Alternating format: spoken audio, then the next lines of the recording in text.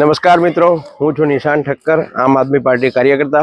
મિત્રો, આજે નળ સરોવર આવવાનું થયું અને અહીં આવતાની સાથે ભાજપનો ભ્રષ્ટાચાર ઉઘાડો પડ્યો અને જોતા જ લાગી આવ્યું કે એન્ટ્રી ફી એક ગાડીની અંદર 6 પેસેન્જર આવી શકો અને એની એન્ટ્રી ફી 500 રૂપિયા. ત્યારે મિત્રો અંદર આવીને જાણ થાય છે કે કોઈ જાતની સુવિધા છે નહીં, તો 500 રૂપિયા વપરાય છે ક્યાં આગળ આ પબ્લિકના. આપ જોઈ શકો છો, અહીંયા તળાવ છે, તળાવમાં એટલી ગંદકી છે, કોઈ પણ જાતનું ડેવલપમેન્ટ નથી, કોઈ જાતની એક્ટિવિટી નથી કે જ્યાં તમે શાંતિથી બેસી શકો કે તમે સરખું એન્જોય કરી શકો. એવી કોઈ પણ પ્રકારની અહીંયા આગળ કોઈ સુખાકારી કે સુવિધા છે નહીં. બસ તળાવ છે, તળાવમાં ઝાડ છે, ઝાડમાં બધા પક્ષીઓ બેઠા છે અને સરકારના મળતિયા અને કોન્ટ્રાક્ટ આપેલા હોય કે કંઈ બી હોય, બસ એ લોકો એક ગાડીની એન્ટ્રી ફી 500 રૂપિયા લઈ રહ્યા છે. સામાન્ય રીતે તમે એક પરિવારના મળીને આવો 8-10 જણા, તો તમારે 1000 રૂપિયાની તૈયારી ખાલી એન્ટ્રી માટે રાખવાની. અંદર બીજા કોઈ પણ જાતની સુખાકારી, કોઈ ફેસિલિટી, કોઈ એન્જોય, કોઈ એન્ટરટેનમેન્ટ કંઈ જ છે નહીં.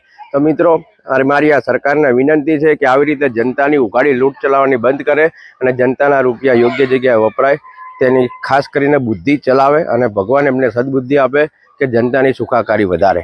જય હિન્દ, જય ભારત, જય જય ગરવી ગુજરાત. મિત્રો.